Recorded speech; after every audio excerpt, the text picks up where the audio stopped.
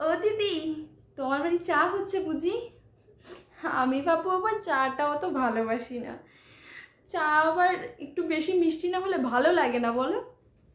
আমি আবার চাটা খাই না। আমার বৌমা চা করে তো, চায়ের মধ্যে দুধ চিনি একটু বেশি বেশি করে দেয়, তাই না বৌমা? জানো তো, দুধ চিনি বেশি বেশি করে দিলে চাটা খুব ভালো লাগে খেতে।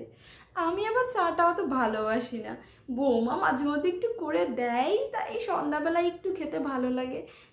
আজকে আবার বৌমাটা একটু বাপের বাড়ি গেছে, তাই ভাবলাম সন্ধ্যাবেলায় তোমার বাড়ি থেকে ঘুরে আসি। তো কি চা বানাচ্ছ বৌমা?